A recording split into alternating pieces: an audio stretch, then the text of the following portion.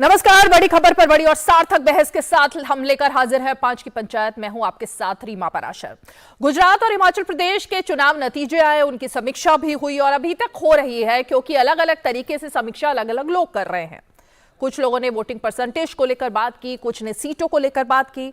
आम आदमी पार्टी जिस तरह से राष्ट्रीय पार्टी बन गई है, उसको लेकर कई दावे ठोके गए अरविंद केजरीवाल की तरफ से कि 10 साल में कैसे, 10 साल पहले जो पार्टी बनी थी उसने किस तरह से जो काम करके दिखाया उसे 10 साल में पहुंच गए, तो उसको लेकर के भी समीक्षा हो रही है। लेकिन प्रधानमंत्री नरेंद्र मोदी ने कल जब बीजेपी मुख्यालय में जाकर पार्टी के कार्यकर्ताओं को संबोधित किया तो उन्होंने जीत के कुछ मंत्र दिए। और वो जीत के मंत्र सिर्फ अभी के नहीं है, बल्कि जिस तरह से बीजेपी की स्थापना से लेकर अब तक लगातार पार्टी आगे बढ़ रही है, वो कैसे बढ़ी, उस तमाम मुद्दे को लेकर प्रधानमंत्री ने कार्यकर्ताओं को बताया। और यह भी बताया जो सफर रहा बीजेपी का वो कितना मुश्किल भरा रहा और अब जाकर उस तपस्या का फल मिलना शुरू हुआ है। तो ये तमाम बातें थी जो प्रधानमंत्री ने अपने कार्यकर्ताओं को बताई।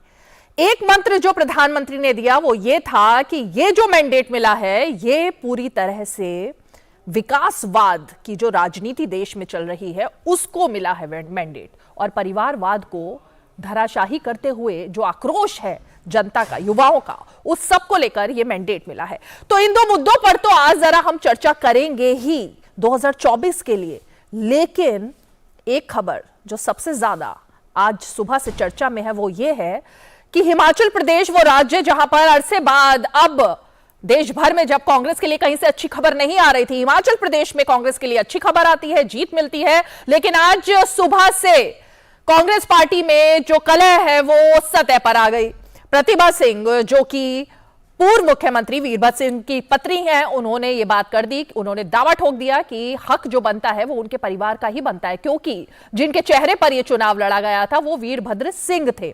तो ये बात जब गुटबाजी की सामने आती है तो कांग्रेस पार्टी आखिर क्या करती है। 3 बजे बैठक होनी थी, लेकिन वो बैठक अब 6 बजे होने वाली है विधायक दल की, जिसमें तय होना है आखिर मुख्यमंत्री कौन होगा। तो ये जो 2 मुद्दे हैं, आज जरा इसी पर हम 5 की पंचायत में चर्चा करेंगे। बेहद ही खास मेहमान हमारे साथ जुड़ेंगे, लेकिन सबसे पहले जरा सुन लेते हैं प्रधानमंत्री के दिए हुए उस मंत्र को भी, और साथ ही हिमाचल में जिस तरह से कांग्रेस पार्टी में सिर फुटअव्वल चल रही है उस पर भी नजर डाल लेते हैं। देखिए। भाजपा का बढ़ता जन समर्थन ये दिखाता है कि परिवारवाद और भ्रष्टाचार के खिलाफ जन आक्रोश लगातार बढ़ रहा है। तो आक्रोश बढ़ रहा है परिवारवाद के खिलाफ। कांग्रेस पार्टी ने अपना जब अध्यक्ष चुना, लोकतांत्रिक तरीके से ये दावा किया गया कि अध्यक्ष चुने गए हैं, और उसके बाद से हिमाचल प्रदेश में अभी एक दिन भी नहीं हुआ, मुख्यमंत्री पद एक, लेकिन दावेदार कितने, गिनती करना मुश्किल हो गया है। 5 हैं, 6 हैं, 7 हैं, क्योंकि सभी अपने साथ कुछ विधायकों के होने का दावा कर रहे हैं। जरा सुबह से अब तक जो घटनाक्रम तेजी से बदला है हिमाचल प्रदेश में, उन बयानों पर भी एक बार नजर डाल लेते हैं। They cannot neglect because उन्हीं के नाम पर, उन्हीं के चेहरे पर, उन्हीं के कामों को लेकर हमने ये इलेक्शन जीता है। ऐसा तो नहीं हो सकता कि नाम आप उनका यूज करो, चेहरा उनका यूज करो, फैमिली उनकी यूज करो और आप श्रेय किसी और को दो। ऐसा तो हाईकमांड भी नहीं करेगी। जिस तरह से मैम काफी आगे चल रही हैं, प्रतिभा जी जो है एक तरह से सीएम कैंडिडेट पे, आपको लगता है कि मैम को बनना चाहिए? देखिए, एज अ विधायक दल तय करेगा, मगर एक बेटे के रूप में मैं जरूर देखना चाहूंगा। की बैठक होगी, हाईकमान जो तय करेगा वो होगा फाइनल। प्रतिभा जी ने कहा कि उनको नेग्लेक्ट नहीं किया जाता, वीरभद्र जी की लेगेसी है, उन्होंने कहा कि इतने पुराने हैं और उनका परिवार है, कैसे देखते हैं? अब देखिए, किसी को निगलेक्ट करने का सवाल ही नहीं उठता, और सबको साथ में लेके चलने की बात है। हाँ। सबको अपने राय रखने की भी अधिकार है। तो जिस तरह से आपने सुना भूपेश बघेल, जिनको कि पर्यवेक्षक बनाकर भेजा गया हिमाचल प्रदेश में, वही नहीं सिर्फ भूपेंद्र सिंह हुड्डा, राजीव शुक्ला जो कि प्रभारी रहे पूरे चुनाव कैंपेन के, पूरे चुनाव के हिमाचल प्रदेश में कांग्रेस की तरफ से, उन तीनों की तरफ से बात हुई। और सिर्फ तस्वीरें यही नहीं है जो आप बयानों में सुन रहे हैं, बल्कि तस्वीरें तो कुछ और भी सामने आई।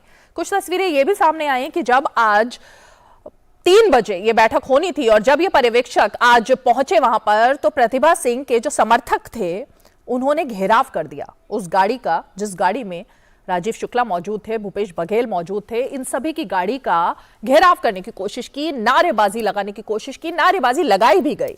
तो ये जो तमाम बात हुई हिमाचल प्रदेश को लेकर, इस पर जरा कांग्रेस आला कमान को क्या ध्यान देने की जरूरत है या नहीं है, ये जरा टटोलने की कोशिश करते हैं।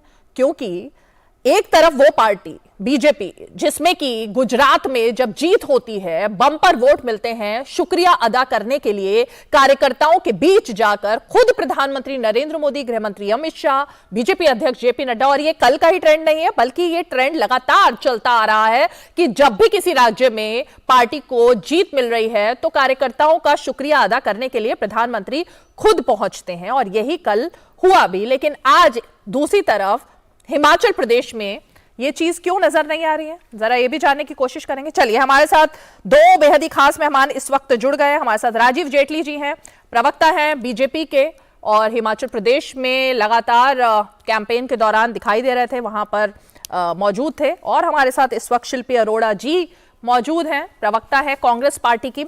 शिल्पी जी, क्योंकि देखिए हिमाचल प्रदेश में एक जगह अच्छी खबर कांग्रेस लेकर आई, अच्छी खबर कांग्रेस के लिए है कि वहां पर बहुमत मिला, सत्ता में पार्टी आ रही है, मुख्यमंत्री आपके होंगे।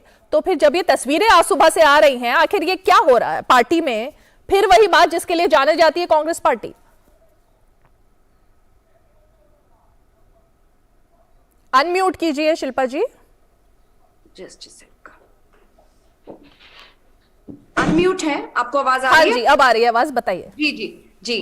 तो सबसे पहले तो मैं हिमाचल की जनता का धन्यवाद करना चाहूंगी आपके चैनल के माध्यम से, जिन्होंने भारी बहुमत से कांग्रेस को जिताया और उन्होंने प्रजातंत्र को बचाने के लिए जो शंखनाद किया है उसकी शुरुआत हिमाचल प्रदेश से हुई है। और जो हमने 10 गारंटीज लोगों को दी थी उसको उन्होंने आगे बढ़ाया, 10 गारंटीज को उन्होंने एक्सेप्ट किया।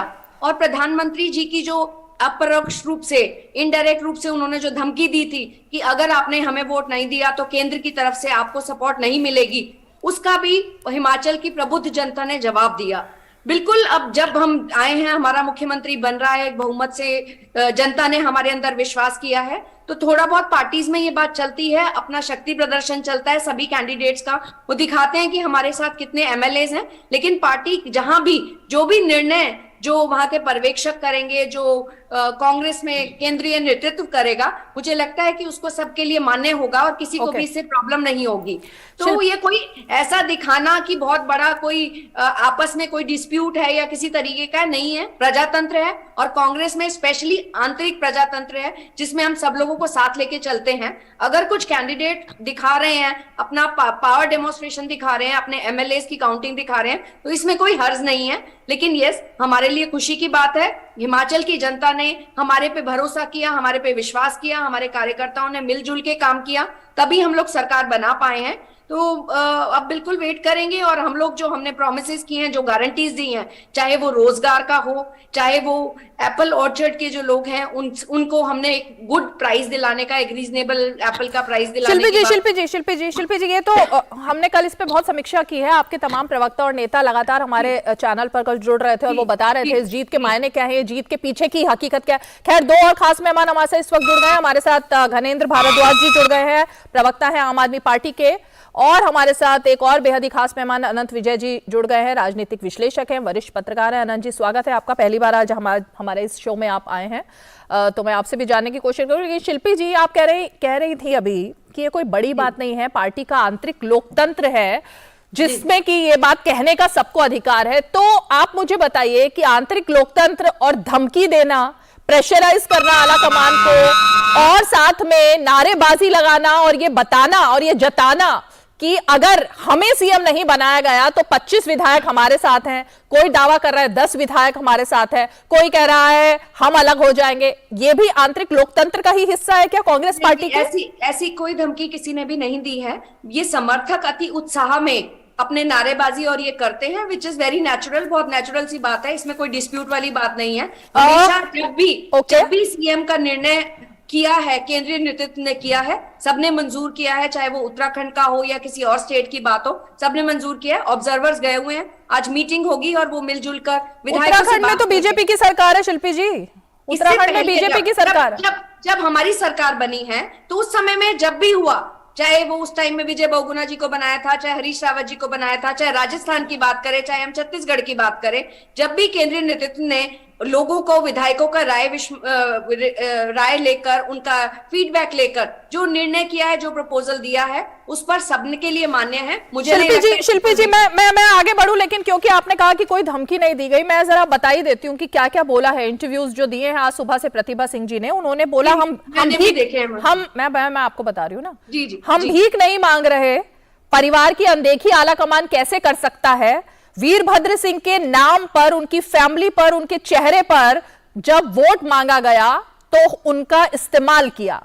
अब आप पहले हमें इस्तेमाल करो और उसके बाद क्रेडिट किसी और को दो, सीएम किसी और को बनाओ, ये तो नहीं हो सकता। इससे ज्यादा बड़ी बात और धमकी किसको कहेंगे फिर?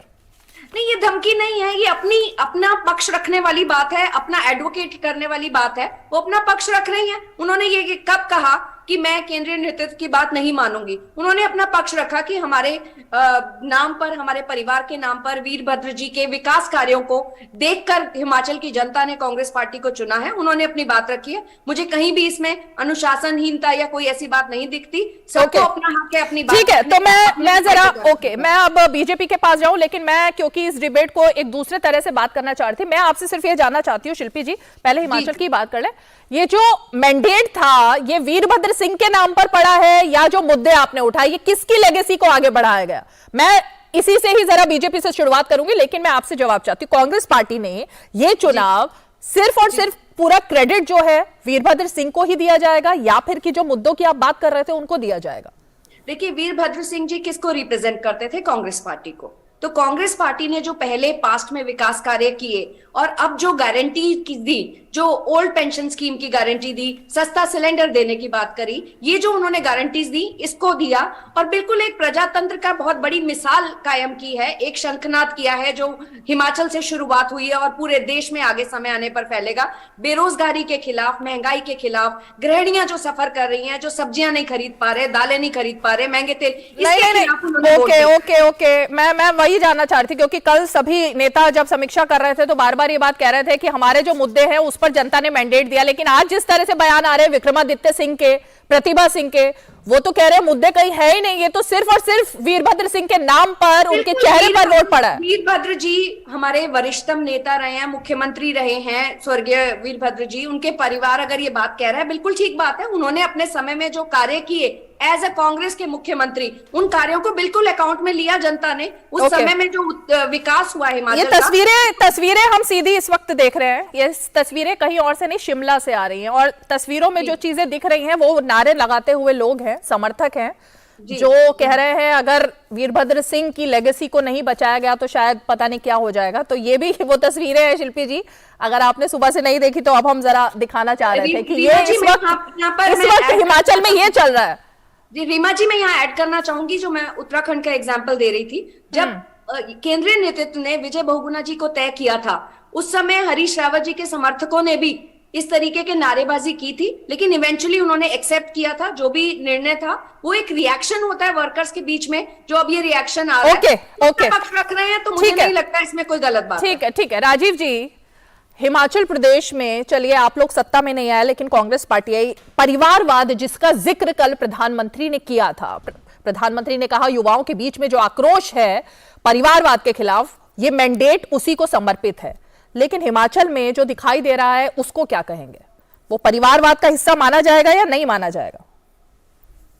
मुझे बहुत ज्यादा इको आ रही है, बहुत ज्यादा समझने में थोड़ी परेशानी हो रही है, लेकिन जितना मैं समझ पा रहा हूं मैं उसके हिसाब से आपको जवाब दूं। शायद आपने पूछा है, एक सेकंड, जरा इसको ठीक किया जाए। क्या एको की क्या प्रॉब्लम है? ये राजीव जी वो ठीक कर रहे हैं। आई थिंक आपको आवाज आ रही है?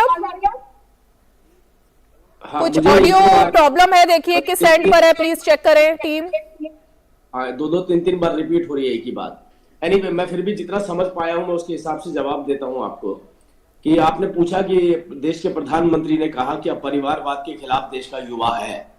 बिल्कुल, देखिए आप ये देखिए कि परिवारवाद और जो फ्री बी, दो बातें देश के प्रधानमंत्री जी ने कल भारतीय जनता पार्टी से जब उन्होंने अपना स्पीच दिया तब ये बात रखी। हेलो, हाँ जी बोलिए। आप मुझे सुन पा रहे? अच्छा, सुन पा रहे हैं। मैं आपसे बताना चाह रहा था कि प्रधानमंत्री जी ने कहा कि अब देखिए विजन का काम है, विजन और कर्म। अगर हम विजन और कर्म के साथ ही चलेंगे तो देश के युवा को इस बात का एहसास है कि देश के अंदर जिस तरीके की बर्बादी मच सकती है उन राज्यों के अंदर जहां झूठे वायदे कर करके या फ्री बीज दे करके।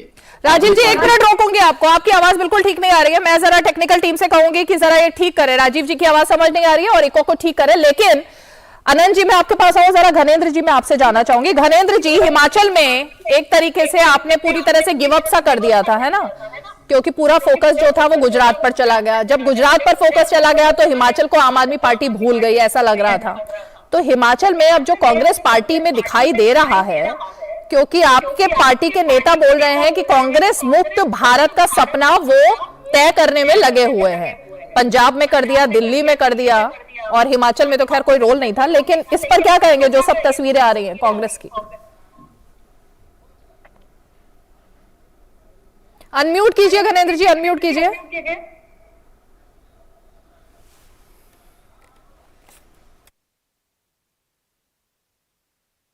हेलो, रीमा जी आवाज आ रही है क्या?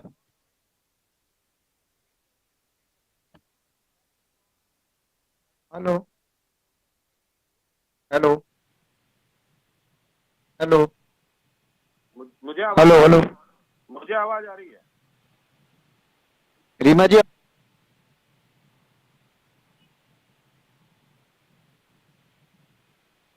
टेक्निकल टीम, मुझे भी ऑडियो नहीं आ रहा है यहाँ पर, मुझे ऑडियो आना बंद हो गया। टेक्निकल टीम प्लीज वॉच, मुझे ऑडियो नहीं आ रहा है।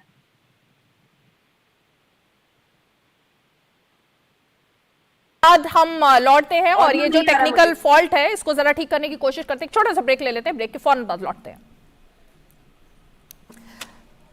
ऐतिहासिक कार्यक्रम है, मैं कहूँगा शताब्दियों के बाद इस तरह की एक पहल शुरू हुई।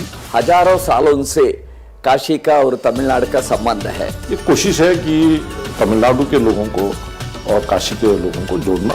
वहाँ से जो ग्रुप आ रहे हैं वो यहाँ पर आकर के बनारस की जो नवीन परिवर्तन है प्लस हमारे जो सनातन धर्म की जो मान्यता है उनको देखकर बड़ा पसंद हो रहे हैं। उत्तर से दक्षिण मिलता है, पूरब से पश्चिम मिल जाता है।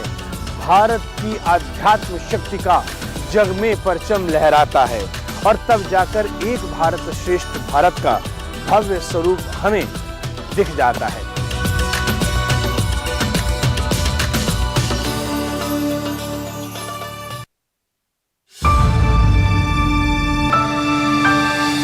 ये अपने आप में ही कितना खास और खूबसूरत हो कि दिलीप साहब का 100वां जन्मदिन हो और सायरा बानो हमारे साथ बात करने के लिए जुड़ जाएं।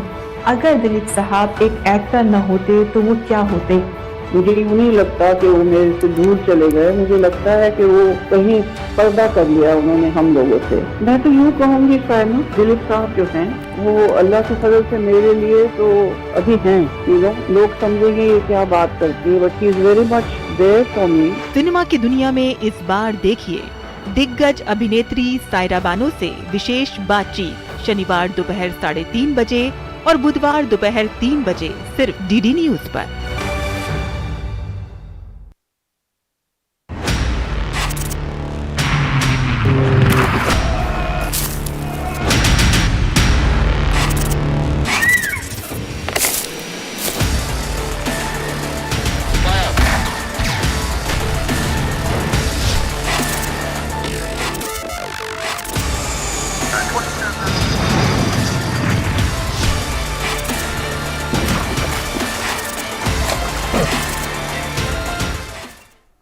चलिए, डीडी न्यूज पर आप देख रहे हैं 5 की पंचायत और हमारे खास मेहमान हमारे से जुड़े हुए हैं। चर्चा तो हम करना चाह रहे हैं हिमाचल प्रदेश पे, लेकिन जरा अब परिवारवाद जिसको मुद्दा बनाया गया था और जिसको मुद्दा बनाया जा भी रहा है उस पर जरा बात करते हैं। घनेंद्र जी, आप तक आवाज आ रही है अब?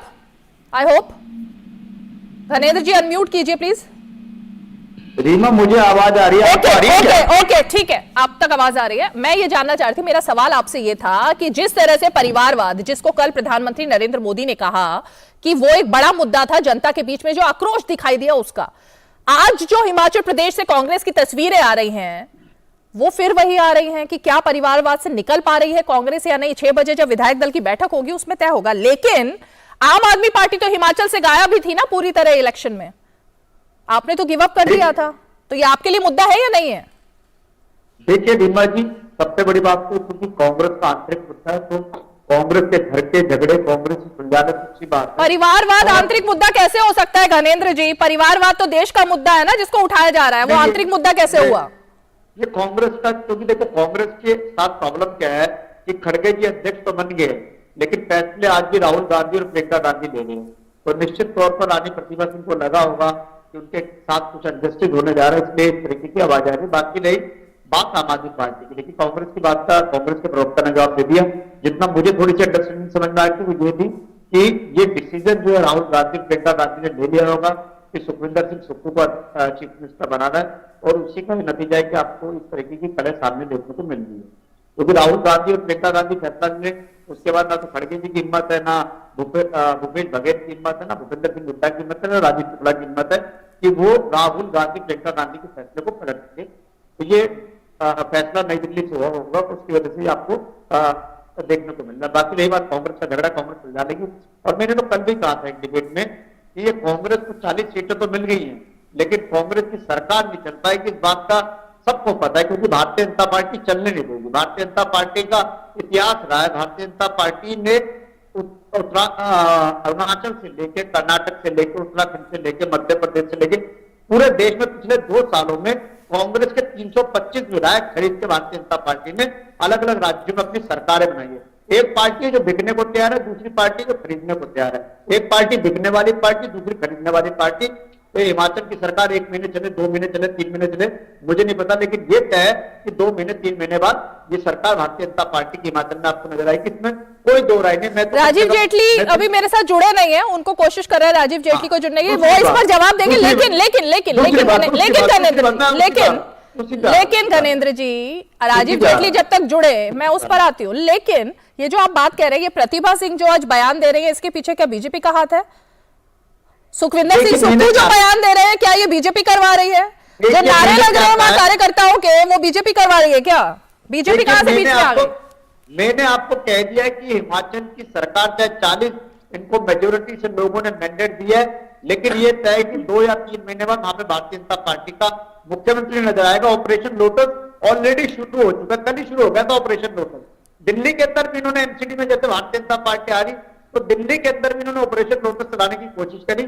हमारे पार्षदों से संपर्क किया गया, उन्हें लालच दिया गया, उनको पैसों का प्रलोभन दिया गया, लेकिन हमारे लोग तो, आम आदमी पार्टी के लोग तो कट्टर ईमानदार हैं, हम किसी से टूटते नहीं, किसी का धनेंद्र जी बहुत सारी वाली पार्टी धनेंद्र जी कांग्रेस है, इसलिए कांग्रेस पे बार बार ऑपरेशन लोटस चलाया जाता है और कांग्रेस के लोग बिक जाते हैं। ये देश में कड़वी सच्चाई, देश ने देखा कि कांग्रेस धनेंद्र जी अभी एक ही दिन हुआ है, घनेंद्र जी एक ही दिन हुआ है पोल खोले हुए उन चिट्स की जो अरविंद केजरीवाल ने लिख के दी थी, उन वीडियोस की, उन आईबी रिपोर्ट्स की खुलासा हुआ था जो एक ही दिन हुआ है। अभी कुछ घंटे ही हुए हैं, तो कम से कम अभी थोड़ा सोच समझ के बोलिए। अच्छा एक डेटा आया था, अरे घनेंद्र जी हाँ बोलिए। बताओ रीमा जी, गुजरात में 43 लाख लोगों ने Arvind Kejriwal model of governance को स्टैम्प करा है, और अरविंद केजरीवाल की आम आदमी पार्टी को राष्ट्रीय पार्टी का दर्जा कहां से मिला? गुजरात से।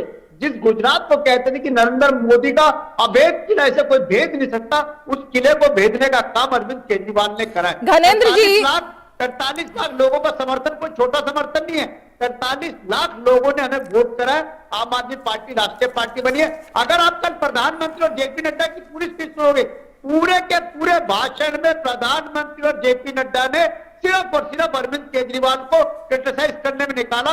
ये बताता है कि बीजेपी जानती है, मोदी जी जानते हैं कि 2024 में अगर कोई नरेंद्र मोदी और भारतीय जनता पार्टी को टक्कर दे सकता है तो उसका नाम अरविंद केजरीवाल है। आम आदमी पार्टी देश के लोगों के लिए 2024 का चुनाव नरेंद्र मोदी और अरविंद केजरीवाल के बीच में होगा।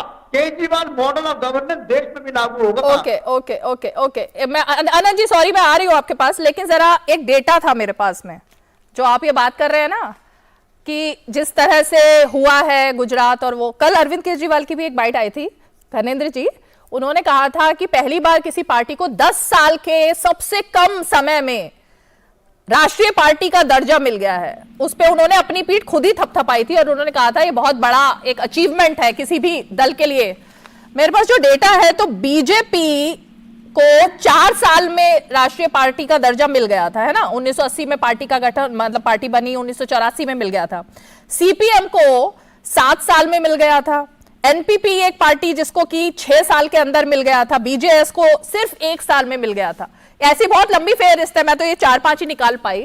तो 10 साल में मिलना और अपनी पीठ खुद थपथपाना, जनता को थोड़ा सा ना, अब जनता गूगल भी कर लेती है, जनता आंकड़े भी निकाल लेती है, तो जनता को बोलने से पहले चिट्स लिखना थोड़ा सा सोचना चाहिए ना। इस चुनाव से एक सीख भी मिली है। ये जवाब दे थोड़ा सा दीजिए, थोड़ा नहीं पूरा जवाब दीजिए।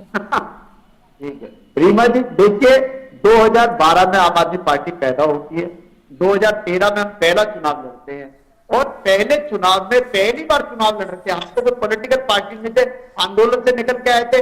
दिल्ली के लोगों ने 28 सीटें हमें दी और पहली बार हमने सरकार बनाई। 49 डेज की हमारी सरकार चली, हमारी सरकार गिर गई।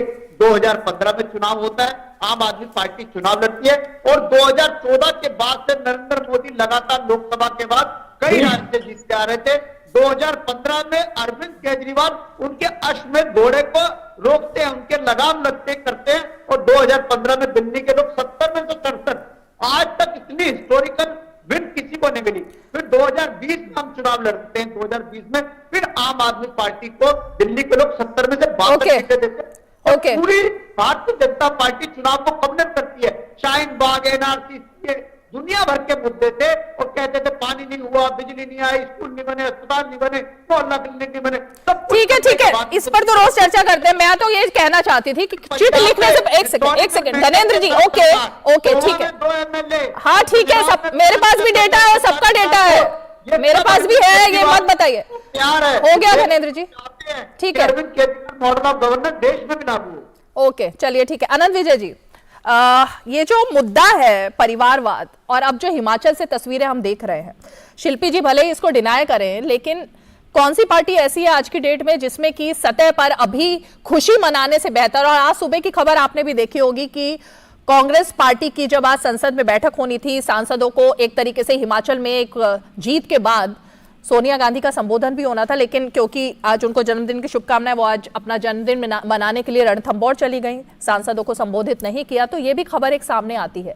एक तरफ वो पार्टी जो हर जीत के बाद कार्यकर्ताओं को श्रेय देने के लिए, उनका धन्यवाद देने के लिए प्रधानमंत्री खुद जाते हैं, तब उन्होंने मंत्र दिया, और एक तरफ आज एक ही दिन में कांग्रेस का जो पूरा जो रूप है वो दिखाई दे रहा है हिमाचल प्रदेश में।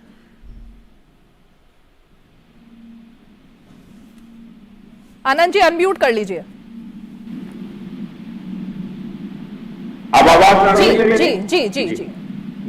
मैं सिर्फ ये कह रहा हूँ कि जिस प्रकार से हिमाचल में जो घटनाक्रम चल रहा है और जिस प्रकार से सुप्रीम के विधायकों के साथ अलग बैठे हुए हैं और जिस प्रकार अपनी प्रतिनिधि जो है वो अलग बैठक कर रही है, शाम को बजट संयुक्त बैठक होनी है, ये तभी संभव होता है जब केंद्र कमजोर होता है। जब केंद्रीय नेतृत्व कमजोर होता है तो जो क्षेत्रीय छत्रप होते हैं वो अपनी चीजें आगे करने लगते हैं। अभी जीत को कुछ घंटे हुए नहीं है और मुझे तो हिमाचल राजस्थान बनता हुआ दिखाई दे रहा है, बल्कि पंजाब में भी ऐसा ही कुछ हुआ था। मेरी आवाज नहीं आ रही है? जी आ रही है, बोलिए। जी, मैं ये कह रहा था कि जिस तरह से हिमाचल में ये सब चल रहा है कि 40 का अच्छा खासा बहुमत जिसको 40 सीटों का मिला है पार्टी का, वो अभी तक अपना नेतृत्व तय नहीं कर पा रही है, जबकि बड़े बड़े दिग्गज भूपेश बघेल जी, कहा जा रहा है कि विमान तैयार है, विधायकों को छत्तीसगढ़ ले जाया जाएगा, रिसोर्ट में रखा जाएगा, और ये सब तमाम तरह की जो बातें निकलती हैं, जो हो सकता है अफवाह हो, लेकिन जो बातें निकल के आती हैं, छन के आती है, जो कांग्रेस के नेता खुद बताते हैं, उससे यह स्पष्ट होता है कि कांग्रेस में एक अनुशासनहीनता की समस्या बड़ी गंभीर होती जा रही है। और यहां तो राहुल गांधी जी आए भी नहीं थे। लेकिन एक और बात जो रीमा जी मैं आप लोगों से कहना चाहता हूं कि यहां पर राहुल गांधी और प्रियंका गांधी से ज्यादा खड़गे जी से सवाल पूछना चाहिए। नए नवेले चुने हुए अध्यक्ष हैं वो, उनकी अथॉरिटी क्या है, वो क्या कर रहे हैं? हर चीज में कांग्रेस पार्टी अभी भी सोनिया गांधी और राहुल गांधी या प्रियंका जी की तरफ देखेंगे तो जो पिछले दिनों बहुत बड़ा तामझाम करके कहा गया कि हम लोकतंत्र के प्रहरी हैं और लोकतंत्र हमारी रगों में खून बन कर बहता है और खड़गे जी अध्यक्ष चुने गए, इस पूरे हिमाचल विवाद में या गुजरात की हार के बाद समीक्षा को लेकर क्या हुआ, खड़गे जी को कहीं तो सामने आना चाहिए। हिमाचल में एक मौका है उनके पास कि वो अपनी अपनी अपनी धमक दिखाएं, अध्यक्ष के तौर पर नेता का चुनाव करें। पर्यवेक्षक नियुक्त कर दिए गए, लेकिन पर्यवेक्षकों के जाने के बाद भी कोई सुनने को तैयार नहीं है। मुकेश अग्निहोत्री जी जो नेता विपक्ष थे, मुकेश अग्निहोत्री उन्होंने प्रतिभा सिंह को समर्थन देने की बात की है। प्रतिभा सिंह के पास 16-17 विधायक की बात बताई जा रही है, सुक्खू के पास 21 विधायक की बात बताई जा रही है। लेकिन संयुक्त बैठक इनकी नहीं हो पा रही है। तो मैं जिस ओर इशारा कर रहा था या चर्चा को जहां लाना चाहता था वो है केंद्रीय नेतृत्व की कमजोरी। और केंद्रीय नेतृत्व की कमजोरी क्यों उभरती है, आप पिछले दिनों का देख लीजिए। आज सोनिया जी का जन्मदिन है, ईश्वर उनको दीर्घायु प्रदान करे, लेकिन आज अवसर रणथंभौर जाने से ज्यादा था कि वो दिल्ली में रहती। लेकिन फिर वही बात कि उनसे अपेक्षा क्यों, वो तो कांग्रेस की एकमात्र एक साधारण सी कार्यकर्ता है, पूर्व अध्यक्ष है, अपेक्षा तो खड़गे जी से होनी चाहिए थी। मैं यही कह रहा हूँ कि हिमाचल प्रदेश को लेकर मैं जरा जवाब देती। शिल्पी जी, आप तो इस बात को बहुत ही हल्के में ले रहे हैं, ऐसा लग रहा है मुझे। आपका कहना है ये तो लोकतंत्र, आंतरिक लोकतंत्र है जिसका की नुमाइश जो अभी हिमाचल में दिख रही है। लेकिन आनंद फिजैल जी जो मुद्दा उठा रहे हैं, खड़गे जी का नाम कहीं भी प्रतिभा सिंह ने लिया नहीं अपने बयान में। वो बार बार सोनिया गांधी का नाम ले रही है कि सोनिया गांधी ने उन्हें पद दिया, सोनिया गांधी ने ही उन्हें कहा कि तुम कैंपेन करो, सोनिया गांधी ने ही उनसे वादा किया। तो वो लगातार सोनिया गांधी का नाम ले रही है, कहीं भी खड़गे जी का नाम अभी तक उन्होंने लिया नहीं। दूसरी बात कि ये जिस तरह का सिर फुटव्वर अभी चल रहा है, 3 बजे की बैठक होनी थी, 6 बजे अब रख दिया गया उसको, क्योंकि 3 बजे हो ही नहीं सकती थी बैठक, जिस तरह से वहां कार्यकर्ता जुटे हुए हैं नारेबाजी में। ये भी आपको लग रहा है कि इसमें कोई अनुशासनहीनता नहीं है, नेतृत्व को आगे आकर इस पर बात क्या नहीं करनी चाहिए थी? नहीं, बिल्कुल पूरी टीम इस पे काम कर रही है। खड़गे जी खुद इसको एक एक जो वहां पर डेवलपमेंट हो रही है उसको ऑब्जर्व कर रहे हैं, हल्के में लेने वाली बात नहीं है। लेकिन ये तो बहुत सभी जगह होता है। जब उत्तराखंड में बीजेपी की सरकार बनी थी, 7 दिन लगे थे यूपी और उत्तराखंड में मुख्यमंत्री तय करने में, अभी तो एक ही दिन हुआ है। थोड़ा सा तो आप समय दीजिए हम लोगों को कि जो बात कर सके। नहीं, बिल्कुल, अभी तो 24 घंटे हुए हैं।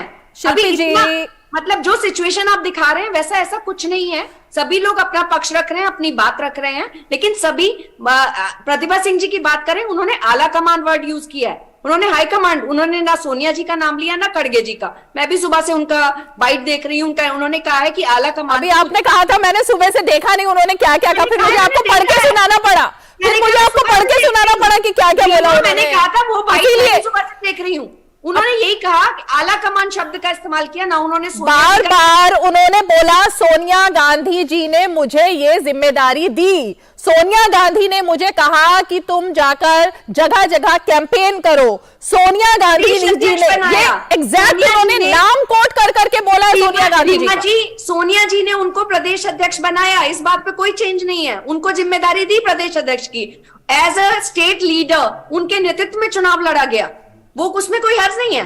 खड़गे जी ने नहीं बनाया, सोनिया जी के टेन्योर में उनको प्रदेश अध्यक्ष। मैं सिर्फ ये कहना चाह रही थी शिल्पी जी कि आला कमान वर्ड उन्होंने 1 बार यूज किया और सोनिया जी का नाम 6 बार यूज किया। तो मैं सिर्फ ये बता रही थी, हाँ, तो इसलिए ये मत कहिए कि उन्होंने सोनिया जी को नहीं कहा, उन्होंने आला कमान कहा, उन्होंने बार बार कहा। आला कमान को इस पर विचार करना चाहिए। और रीमा जी, आप जो ये परिवारवाद वाली बात कह रहे हैं उसका भी मैं जवाब देना चाहूंगी। मैंने पहले भी पॉइंट आउट किया था कि ये परिवारवाद का नाम कांग्रेस पर ही क्यों आता है, परिवारवाद का नाम जय शाह पे क्यों नहीं आता, परिवारवाद का नाम अनुराग ठाकुर पे क्यों नहीं आता, परिवारवाद का नाम पंकज सिंह पे क्यों नहीं आता, उनके लीडर जो है वो जो मर्जी करें, परिवारवाद का नाम वसुंधरा राजे सिंधिया जी के एमपी हैं उन पर क्यों नहीं आता। शिल्पी जी, कांग्रेस पार्टी ने 90% लोग जितने अध्यक्ष रहे हैं वो नॉन गांधी परिवार के लोग रहे हैं जब से कांग्रेस पार्टी बनी है। 1 मिनट जरा फुल फ्रेम में लीजिए सभी गेस्ट को। जी, ये जो भी कोई फोन पे बात कर रहे हैं प्लीज कृपया करके, वो बहुत ज्यादा ऑडियो प्रॉब्लम आ रही है, तो अगर शो में है तो प्लीज शो में रहिए। जिसकी भी ऑडियो का ये दिक्कत है प्लीज कृपया करके, वो शो डिस्टर्ब होता है, उससे बाकी के गेस्ट डिस्टर्ब हो रहे हैं। परिवार बार बार घूम फिर कर कांग्रेस के ऊपर ही क्यों आती है? ये नहीं दिखता कि 90% समय में राष्ट्रीय अध्यक्ष जो हैं वो नॉन गांधी परिवार के लोग रहे हैं। शिल्पी जी, मैं इसका जवाब राजीव जी से ले लेती हूँ, लेकिन मैं इसका जवाब आपको देती, लेकिन मैं जरा राजीव जी से पहले इसका जवाब लूं। राजीव जी, सिर्फ कांग्रेस पार्टी को ही आप कटघरे में क्यों परिवारवाद पे खड़ा करते हैं? ये जवाब शिल्पी जी बार बार दे रही हैं कि आपके पास भी एक लंबी फहरिस्त है जिन पर फिर सवाल खड़े होने चाहिए। तो परिवारवाद का नारा जो दिया जा रहा है वो सिर्फ और सिर्फ कांग्रेस पर क्यों?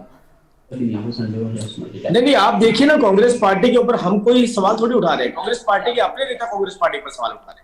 अब ये सोचिए, प्रधानमंत्री जी ने कल कहा है वंशवाद को जवाब दिया, कल ही तो बोला उन्होंने। तो ये वंशवाद बीजेपी में नहीं है क्या?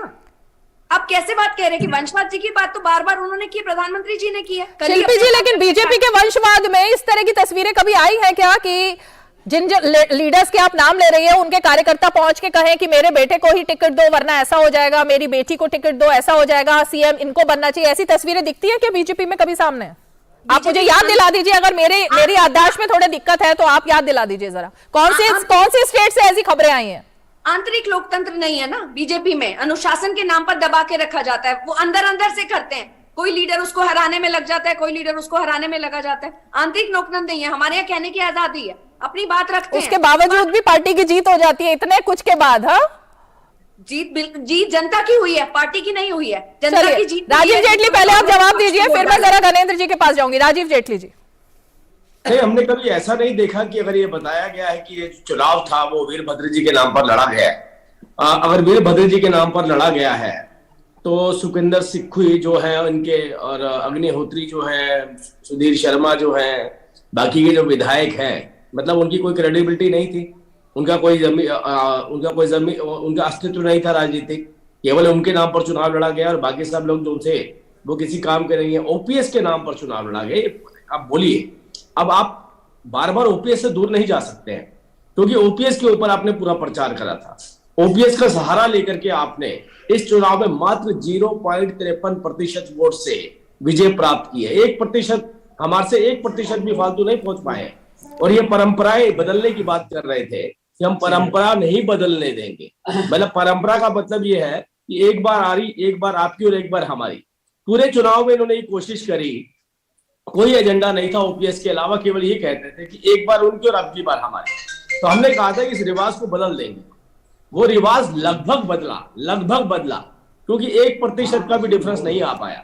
हमारी पार्टी के ही कुछ नेता जो उन्होंने इंडिपेंडेंट चुनाव लड़ा, मैं मानता हूं उससे हमारा नुकसान हुआ, भारी वोट वो लेकर के गए, उससे हमारा नुकसान हुआ। ये कांग्रेस की जीत नहीं हुई। ये झूठे वायदे और जिस तरीके की राजनीति हिमाचल ने देखी है, झूठे झुंझुने दिखाने की, उस राजनीति का परिणाम है कि 1% से कम मार्जिन से इनकी राजनीतिक पार्टी वहां पर जीत करके आई है। लेकिन अब इशू ये नहीं है कि कौन मुख्यमंत्री बनता है कौन नहीं बनता। इशू ये है कि जो राजस्थान में झूठ बोला गया ओपीएस के नाम पर, क्या अब वही झूठ वापिस बरकरार रखा जाएगा हिमाचल के अंदर? क्या हिमाचल के अंदर ओपीएस दिया जाएगा? क्योंकि हिमाचल की जनता भी इंतजार करेगी। हिमाचल की जनता ने देख लिया। हिमाचल की जनता अगर किसी कैंडिडेट को वोट नहीं करी, जैसा इन्हीं के हिसाब से प्रतिभा जी बता रही है, अगर किसी कैंडिडेट को वोट नहीं कर रही है, सिर्फ प्रतिभा जी की फैमिली को वोट कर रही है, तो आप ये देखिए क्या हालात इनके रामपुर में हुए। रामपुर तक के अंदर ये स्ट्रगल करते हुए नजर आए। उनसे बड़ी सीट तो कोई नहीं थी इनके पास। अरे राजीव जी, लेकिन कमी तो आप लोगों की भी रही ना। देखिए, हिमाचल पर अगर बात आएगी तो बात तो फिर बहुत सारे मुद्दों पर होगी, लेकिन मैं इस वक्त सिर्फ यही क्योंकि जानना चाहती थी जो जवाब यहां पर दिया। दूसरी बात, क्योंकि आप के सिग्नल्स का इशू था तो मैं नहीं आ पाई। गणेंद्र जी ने एक बात कही कि कल जब अध्यक्ष जी आपके जेपी नड्डा और प्रधानमंत्री का जो पूरा फोकस था वो आम आदमी पार्टी पर रहा, उनके खिलाफ में बात करने पर, तो आम आदमी पार्टी का कहना है कि वो इतनी इंपॉर्टेंट हो गई है गुजरात के चुनाव के बाद कि अब बीजेपी के बड़े नेता भी जो अटैक कर रहे हैं वो सिर्फ आम आदमी पार्टी पर कर रहे हैं। तो इतनी इंपॉर्टेंस अब उनकी हो गई है, उनकी अहमियत इतनी बढ़ गई है गुजरात के बाद से। नहीं, आम आदमी पार्टी जिस तरीके की बर्बादी मचा रही है उस बर्बादी का जिक्र करना बहुत जरूरी था। आम आदमी पार्टी ने जैसे फ्री बीज के नाम पर जो राजनीति किया, हमसे बार बार पूछा जाता था कि भाई हम अब एक राष्ट्रीय पार्टी बन गए हैं, और आपको बड़ा लंबा वक्त लगा था। मतलब आपकी जमानत भी जब्त होती थी, हमें बोला जाता है। तो ये देखिए, हमारी चाहे कहीं कहीं पर अगर ऐसी परिस्थिति भी रही तो हमने नियमों के साथ कहीं छेड़छाड़ नहीं करी। नियम कष्टदायी होते हैं लेकिन फलदायी होते हैं। Systems are painful but fruitful. इन लोगों ने हर वो तरीका अपनाया, को बोलना नहीं चाहिए ऐसा, लेकिन क्योंकि हम मीडिया में हैं, मीडिया के माध्यम से, पोस्टर के माध्यम से, झूठे प्रचार के माध्यम से झूठ बोल करके, और उसका रिजल्ट केवल गुजरात में नहीं दिल्ली में भी देखने को मिला। दिल्ली में जिस तरीके से डबल से ज्यादा विक्ट्री इनकी दिखाई जा रही थी ओपिनियन पोल और एग्जिट पोल के अंदर, क्या हुआ उसका हश्र। तो इसका मतलब देश के युवा इस बात को समझ चुके हैं, ये जो फ्रीबीज की राजनीति है ये मेरे ही प्रदेश को, मेरे ही देश को बर्बाद करने वाली है। और ऐसा नहीं, विकसित और विकासशील दोनों ही देश बर्बाद हुए हैं इन जैसी राजनीतिक पार्टियों की नीतियों और नियम की वजहों से। तो अब वो देश का युवा नहीं चाहता है कि ये अपनी सस्ती और निचली राजनीति की वजहों से मैं अपने प्रदेश को बर्बाद कर दूं या अपने देश को बर्बाद कर दूं। ओके, ठीक है गणेंद्र जी, रेवड़ी कल्चर का जो जिक्र किया गया, फ्री बीज को तो जनता ने नकार दिया, क्योंकि गुजरात का जो मैंडेट है वो तो दिखा रहा है ना, 12% अगर आपको वोट बढ़ते हैं तो वो दिखा देता है कि आपने किसके वोट में सेंध लगाई है ना, किसका वोट बैंक आपने छीनने की कोशिश, जो एक पूरा टारगेट भी बनाया गया था आपके निशाने पर कांग्रेस ही थी और आपका ये दावा भी था कि कांग्रेस के वोट बैंक में सेंध लगेगी, वो आपने करके दिखाया गुजरात में। लेकिन सवाल यहां पर यह है कि क्या अब आम आदमी पार्टी को अपनी स्ट्रेटेजी चेंज करने की जरूरत नहीं है, क्योंकि बार बार ये दिख रहा है कि फ्री का कल्चर आपका सब जगह नहीं चल पा रहा है। रेवड़ी कल्चर जो नारा दिया गया वो सारी जनता जो है वो उसके साथ खड़ी है, ऐसा तो नहीं दिख रहा ना, तो कुछ सेटबैक तो लग ही रहा है आपको बार बार। देखिए रीमा जी, पिछले 2 दिन के अंदर कई राज्यों के चुनाव हुए। दिल्ली एमसीडी के नतीजे 7 तारीख को आए। कल उपचुनाव जो हुए उत्तर प्रदेश के, उनके भी नतीजे आए, लोकसभा के और विधानसभा के, और हिमाचल और गुजरात का भी नतीजा आया। तो आपने देखा कि भारतीय जनता पार्टी दिल्ली एमसीडी हारी, भारतीय जनता पार्टी हिमाचल हारी, भारतीय जनता पार्टी मैनपुरी हारी, भारतीय जनता पार्टी खतौली हारी। ये तो हारने की सिलसिले हो। एक गुजरात की जीत को, ठीक है, गुजरात के लोगों को हमेशा रिस्पेक्ट करते, लेकिन मैनपुरी और खतौली में भी आम आदमी पार्टी का कुछ था क्या? मैनपुरी और खतौली में रीमा जी देखिए, हार तो हार होती है। आप नहीं, मैं तो जानना चाह रही थी कि आम आदमी पार्टी उन विषयों पर क्यों बात कर रही है जिसमें उसका कोई रोल नहीं है। भारतीय जनता पार्टी 3 जगह हारी, 1 जगह जीती, लेकिन ऐसे दिखाया जा रहा है जैसे भारतीय जनता पार्टी के अलावा देश में कोई विकल्प नहीं है। धनेंद्र जी, इसलिए ये सवाल इसलिए खड़ा होता है धनेंद्र जी, क्योंकि दिल्ली में भी, एक सेकंड, दिल्ली में भी तो अरविंद केजरीवाल ने लिख कर दिया था कि बीजेपी 20 से कम सीटें लेकर आएगी, लेकिन लेकर कितनी आई है? 100 का आंकड़ा पार कर लिया ना 15 साल के बाद भी, इसलिए सवाल पूछा जाता है। सुन रही हूँ, पता है। के अंदर भारतीय जनता पार्टी की 15 साल की सरकार थी और पूरे का पूरा चुनाव भारतीय जनता पार्टी किसके चेहरे पे लड़ी? नरेंद्र मोदी के। हर पोस्टर पे, किसी पोस्टर पे आदेश गुप्ता, मनोज तिवारी, गौतम गंभीर या प्रवेश वर्मा की फोटो नहीं थी, सब पे नरेंद्र मोदी जी की फोटो थी। उनके नाम पे वोट मांगे गए। और आम आदमी पार्टी किसके नाम पर वोट मांगती है? धनेंद्र जी, अरे गणेंद्र जी, आप कैसा सवाल कर रहे हैं? जिसके पास जो है वो उस चेहरे को आगे करेगा या नहीं? अरविंद केजरीवाल को आप हर जगह क्यों लेकर जाते? दिल्ली के मुख्यमंत्री है, हिमाचल में वो नहीं गए तो देखिए क्या हुआ, गुजरात में गए फिर दिल्ली आ गए। रीमा जी, तो चेहरा कौन है अपनी पार्टी का भी? मैं क्या कह रीमा जी, 10 मीटिंग्स की हैं हिमाचल में, 10 मीटिंग प्राइम मिनिस्टर ने की है। अरविंद केजरीवाल ने नरेंद्र मोदी हराए हैं, कोई भारतीय जनता पार्टी ने हारी। नरेंद्र मोदी हारे। 15 साल की भारतीय जनता पार्टी की सरकार से हमने पहली बार कोई सरकार भारतीय जनता पार्टी ने छीनी है तो वो दिल्ली एमसीडी की सरकार है। दूसरी बात आपने की करी, मुफ्त की रेवड़ी की, बार बार हमारी आलोचना करते हैं। दिल्ली के अंदर अरविंद केजरीवाल 200 यूनिट फ्री बिजली दे दे तो इनके पेट में दर्द हो जाता है, लेकिन जयराम ठाकुर की सरकार 140 यूनिट बिजली दे रही थी, वहां पे इनके पेट में तब दर्द नहीं होता था। वो मुफ्त की रेवड़ी नहीं थी। जयराम ठाकुर देगा तो वो जन कल्याणकारी योजना है, अरविंद केजरीवाल देंगे तो फ्री की रेवड़ी है। ये उद्योगपतियों के 10 लाख करोड़ रुपए के कर्जे माफ कर देंगे तो वो रेवड़ी नहीं है जी, वो तो कॉर्पोरेट को रिलीफ दिया है। ये 5 लाख करोड़ रुपए का टैक्स माफ कर देंगे तो होगा, वो रिलीफ है। लेकिन अरविंद केजरीवाल गरीब आदमी को बिजली दे दे, पानी दे दे, महिलाओं की बस में यात्रा फ्री कर दे तो वो फ्री की रेवड़ी है। किस तरीके की मानसिकता है, किस तरीके की फ्री की रेवड़ी? भाई सुनिए, अरे धनेंद्र जी नॉन स्टॉप आप बोल रहे हैं, सुन तो लीजिए ना धनेंद्र जी। फ्री की रेवड़ी कोई बीजेपी का दिया हुआ शब्द नहीं है। फ्री की रेवड़ी किसने शब्द दिया था पता है ना? माननीय सुप्रीम कोर्ट ने। तो ये फ्री की रेवड़ी शब्द तो वहां से आया था, तो फिर इस पर इतना बवाल क्यों? लेकिन मैं ये कहना चाहती हूँ कि आप अगर रिस्पेक्ट दे रहे हैं अरविंद केजरीवाल को तो बिल्कुल दीजिए, वो आपके नेता है, लेकिन दूसरे नेताओं के लिए तो इस तरह की भाषा का इस्तेमाल मत कीजिए ना। अभी आपने जयराम ठाकुर के लिए ऐसी भाषा का इस्तेमाल और अरविंद केजरीवाल के लिए इतनी इज्जत, ऐसा नहीं होना चाहिए। सबके लिए इज्जत होनी चाहिए। नहीं रीमा जी मैंने कोई डिसरिस्पेक्ट नहीं करी। मैं फिर कह रहा हूं कि दिल्ली के अंदर अरविंद केजरीवाल जी 200 यूनिट बिजली फ्री देते हैं तो भारतीय जनता पार्टी वाले मुफ्त की रेवड़ी कहते हैं।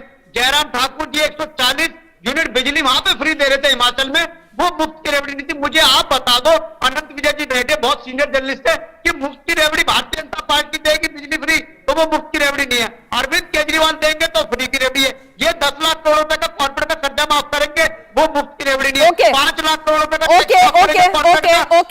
फ्री की रेवड़ी नहीं है। ठीक है आनंद विजय जी, गरीब के लिए काम करेंगे, ठीक है आनंद विजय जी, ओके आनंद विजय जी, ये जो इन्होंने सवाल खड़ा किया, जाहिर तौर पर ये सवाल इसलिए खड़ा होता है कि पहले तो सुप्रीम कोर्ट से टिप्पणी आई थी, उसके बाद ये जो मुफ्त की रेवड़ी की जो बात है, गुजरात में जब भी हम सड़क पे जाके लोगों से बात करते थे, उनका कहना था कि गुजराती बहुत स्वाभिमानी है, हमें जो चाहिए वो सम्मान से चाहिए, हमें फ्री का कुछ नहीं चाहिए। और ये चीज उन्होंने वोटों में भी दिखा दी। गुजराती जो स्वाभिमानी गुजराती हैं उन्होंने दिखा दिया, उन्हें फ्री का कल्चर नहीं चाहिए था, इसलिए ये सवाल खड़ा होता है।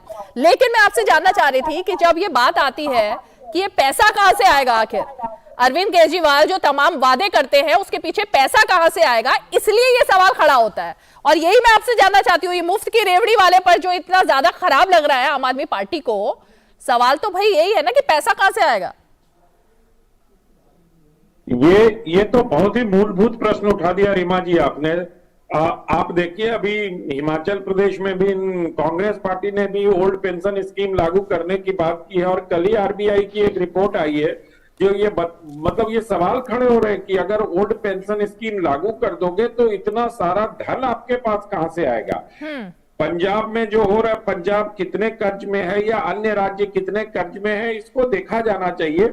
लोक कल्याणकारी व्यवस्थाएं अलग होती हैं और जिसको सुप्रीम कोर्ट ने मुफ्त की रेवड़ी कहा वो अलग होते हैं। इसको राजनीतिक दलों को सामने बैठ के बहुत संजीदगी से, गणेंद्र जी की पार्टी को भी, कांग्रेस पार्टी को भी और बीजेपी तो इसके अगेंस्ट है, सबको बैठकर समेकित रूप से सोचना पड़ेगा। क्यों? क्योंकि जो देश का आर्थिक स्वास्थ्य है वो इन्हीं से बाधित होता है। क्योंकि जन कल्याणकारी योजनाओं के नाम पर अगर हम मुफ्त में 2000 रुपए 5000 रुपए हर परिवार को देना शुरू कर देंगे तो गांव के लिए, अगर भारत के गांव में जाएंगे तो 5000 रुपए बहुत बड़ी राशि होती है अभी भी। तो अगर एक परिवार को आप 2-2 हजार 4 आदमियों को दे देंगे तो 8000 रुपए आएगा, तो श्रम कहां से आएगा?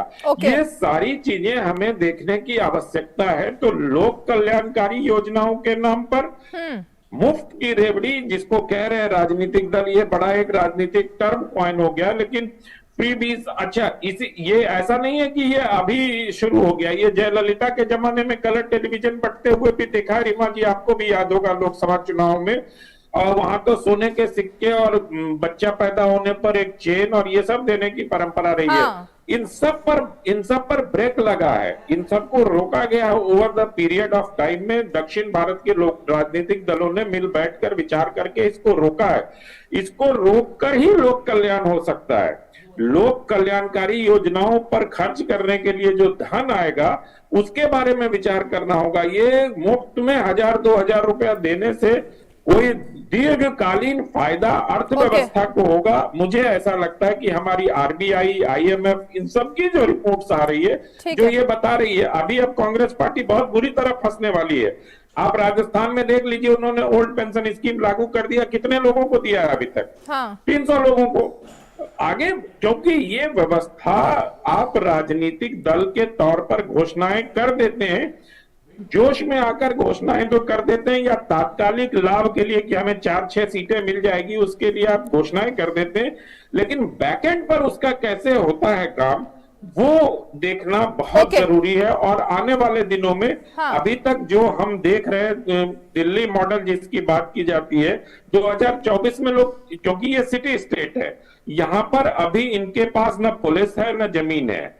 2024 के चुनाव में पंजाब मॉडल देखा जाएगा कि पंजाब में किस तरह से काम हो रहा है। धनेंद्र जी मेरी बात से सहमत होंगे, क्योंकि तब तक 2.5 साल बीत भी चुके होंगे। तो आने वाले दिनों में हमें ये देखने को मिलेगा कि ये लोक कल्याणकारी बनाम फ्री पीस की जो राजनीति है उसकी गाड़ी किस तरह से आगे बढ़ती है। ओके, ठीक है। शिल्पी जी, मैं आपके पास आना चाहूंगी। आप पहले तो कुछ रिएक्शन देना चाहती हैं, पहले वो दीजिए, फिर मैं सवाल लेकर आऊंगी जल्दी से। जी जी, एक तो आपने जो कहा कि प्रधानमंत्री जी नहीं गए थे, तो लगभग 10 उन्होंने जनसभाएं वहां पर एड्रेस की थी हिमाचल जी की, तो मैं आपको यहाँ पर करेक्ट मैंने नहीं कहा प्रधानमंत्री नहीं गए, मैंने कब कहा प्रधानमंत्री नहीं गए? हिमाचल नहीं गए आपने कहा था। नहीं, मैंने बिल्कुल नहीं कहा प्रधानमंत्री नहीं गए। प्रधानमंत्री नहीं, प्रधानमंत्री नहीं गए, किसने कहा है? प्रधानमंत्री बिल्कुल गए हिमाचल में, तो उन्होंने कितनी सारी योजनाओं की शुरुआत भी की। जी बताएं। दूसरा मैं रिएक्शन ये देना चाहूंगी कि जो जन कल्याणकारी योजनाओं की बात कर रहे हैं, हम लोगों ने भी प्रॉमिस किया है, जो जनता को, हिमाचल की जनता से प्रॉमिसेस किया है, where there is a will there is a way. जिस तरीके से केंद्र सरकार 6,000 रुपए किसान सम्मान निधि पूरे देश के किसानों को देने का काम कर रही है, उसी तरीके से रास्ते निकाले जाएंगे, बजट से ही प्रोविजन निकला जाएगा। और जो जो वादे किए हैं, जैसा कि प्रियंका जी ने भी कहा था कि सबसे पहली कैबिनेट बैठक में ही वो वादे पूरे करे जाएंगे। चाहे वो पीएस का हो, चाहे वो फ्री बिजली का हो, चाहे वो महिलाओं के लिए सम्मान निधि की बात हो, ये सब चीजें पूरी करी जाएंगी। ठीक है, ठीक है। शिल्पी जी, कैबिनेट की बैठक तो तब होगी ना, पहले सरकार तो बन जाए। अभी जो बात चल रहा है वो तो बता दीजिए थोड़ा सा। रीमा जी कौन से रिजॉर्ट में रखने वाले हैं ये तो बताइए। सबको ये लग रहा है, पहले था कि चंडीगढ़ के रिजॉर्ट में रखेंगे, अब तो ऐसा लग रहा है कि अपने विधायकों को अपने ही नेताओं से बचाकर रिजॉर्ट में रखना पड़ेगा, ऐसा लग रहा है हिमाचल में। जब लुटेरे आसपास घूम रहे होते हैं तो अपनी संपत्ति बचानी होती है। लुटेरे घूम रहे हैं, जैसा उन्होंने कहा कि ये ऑपरेशन लोटस कल से ही चालू हो गया है, तो हमें बिल्कुल हमारे आपसी कोई जो आपस में जो कहते हैं कि जो सीएम बनने की बात है, इसका फायदा भाजपा ना उठाए। अपने लोगों को तो हम अपने बचाकर रखेंगे ही उससे। ये आपस से बचाने की बात नहीं है, ये भाजपा से बचाने की बात है। नहीं तो आपस में, अरे भाई दावे तो तीन गुटों से अलग अलग दावे आ रहे हैं ना। कोई जैसा अनंत जी ने बताया, अनंत जी ने अभी बताया ना कि किसी के पास 10 है, किसी के पास 20 है। अब सबको संजोकर रखने के लिए वो अपने गुट के लोगों को संभाल रहे हैं। सुक्खू जी, प्रतिभा जी अपने गुट के लोगों को बचा रही हैं, तो आपस में ही हमें किसी आपस से नहीं, हमें भाजपा से खतरा है। भाजपा इस चीज का फायदा ना उठाए। जो लोग जिन मुख्यमंत्री के लिए अपनी दावेदारी कर रहे हैं उसका मिसयूज ना करे, उन लोगों को खरीदने की कोशिश ना करे, उनको इनकम टैक्स ईडी के नाम पर डराया ना जाए। इसलिए उससे बचने के लिए हम लोगों को जो भी तय करेगा, अगर कहीं ले जाने का फिर वही सवाल खड़ा हो जाता है, फिर वही सवाल खड़ा हो जाता है कि कांग्रेस में ही ऐसे लोग क्यों हैं जो बिकने को तैयार बैठे हैं। ऐसी बात फिर आ जाती है ना सामने कि कांग्रेस के ही लोग क्यों बिकने को तैयार है अगर बीजेपी खरीद रही है। तो जब आप केंद्र में सत्ता में होते हैं, आप पूरा मशीनरी का मिसयूज करते हैं। उन लोगों के फोन टैप होते हैं, उन लोगों के फाइलें खोली जाती हैं, उन लोगों को धमकाया जाता है, डराया जाता है, और फिर उसके बाद उनको किडनैप कर लिया जाता है। तो बहुत सारे नेता हैं जो हमारे किसी ना किसी दबाव में आ गए। जो डर नहीं रहा वो कांग्रेस के साथ टिका हुआ है, वो किसी दबाव में नहीं आ रहा है। अनंत जी, कौन सा डर है ये? बचाना है अनंत जी, ये वाली बात ही नहीं है। नहीं अनंत जी, ये कौन सा डर है जो फोन टैप करके पकड़ा जाता है या फिर कि सामने आता है? कौन सा डर है कांग्रेस के नेताओं में? फिर वो बिक जाते हैं, डर के मारे बिक जाते हैं वो।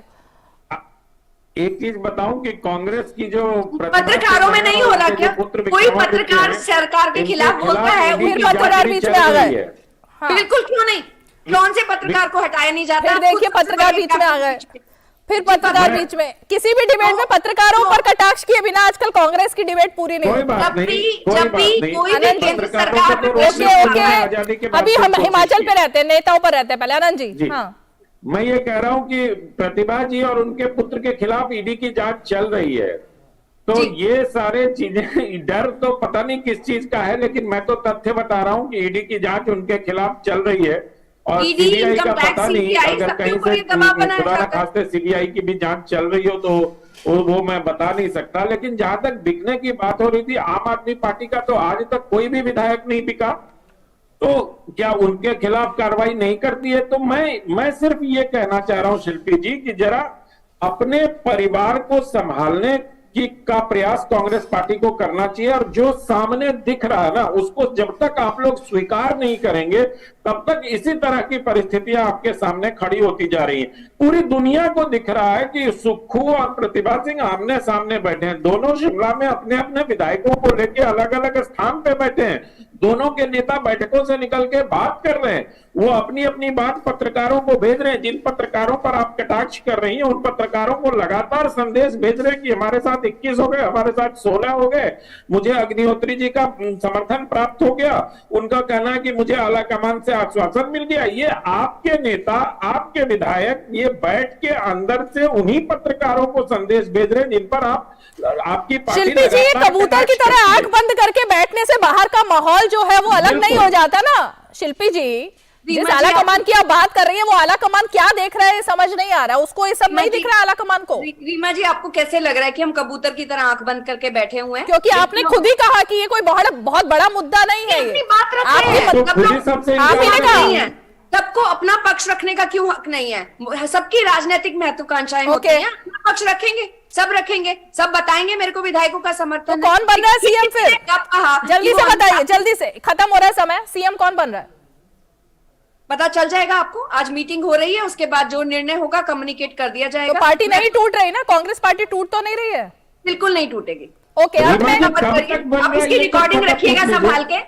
लुटेरे हैं, लुटेरे घूम रहे हैं चारों तरफ, जाल फैला रहे हैं, लेकिन कांग्रेस पार्टी नहीं टूटेगी। आप ये रिकॉर्डिंग रख लीजिए, ये आपके आगे। शिल्पी जी कब तक बन जाएगी मुख्यमंत्री? देखिए, मैं एक प्रवक्ता हूं, मैं इस निर्णय में मैं कोई कमेंट नहीं कर सकती। एज अ प्रवक्ता ये मेरे डोमेन से बाहर की चीज है। समय की बात है मेरे पास। घनेंद्र जी एक लाइन में जो कह रहे हैं जल्दी से कहिए, समय खत्म है। देखिए, मैं सिर्फ इतना कहना चाह रहा हूं कि मुझे जो लग रहा है कि 2017 वाला जो गोवा वाला इंसिडेंट है वो हिमाचल में होने वाला है। ये मुख्यमंत्री करते रह जाएंगे, इनके विधायक पीछे से निकल के बीजेपी की सरकार बना देंगे, क्योंकि खुद ही मान लिया इन्होंने बिकने को तैयार है। हमारा तो आज तक नहीं टूटा। 2015 से हमारे पीछे भी income tax, ED, Manish ji को ठीक है, सतेंद्र जैन को जेल भेज दिया। टूटने वाले यही लोग हैं। चलिए ठीक है, बहुत बहुत शुक्रिया आप सभी खास मेहमान आज 5 की पंचायत में हमारे साथ जुड़े। वक्त की बाधा है इसलिए आप सबको यहीं रोकना होगा। बहरहाल हिमाचल में अभी सस्पेंस बरकरार है। बस 6 बजे का अब समय तय हुआ है विधायक दल की बैठक होने के लिए, लेकिन अब 6 बजे भी वो बैठक हो पाएगी या नहीं ये भी देखना होगा, क्योंकि पहले 3 बजे बैठक होनी थी, लेकिन वहां पर जो नारेबाजी हुई और गुटबाजी हुई सतह पर आ गई, उसके बाद उस बैठक को शाम 6 बजे के लिए टालना पड़ा। अब देखने वाली बात है कि हिमाचल में जिस तरह से सतह पर गुटबाजी आ गई है और एक बार फिर कांग्रेस का वही चेहरा सामने आ रहा है जो अब तक हर बार चुनाव के बाद दिखता था, इससे पार पाने के लिए क्या कोई करिश्मा नए जो अध्यक्ष बने हैं वो कर पाएंगे? बहरहाल आज 5 की पंचायत में इतना ही। सोमवार को फिर होगी मुलाकात, तब तक के लिए हमें दीजिए इजाजत। नमस्कार।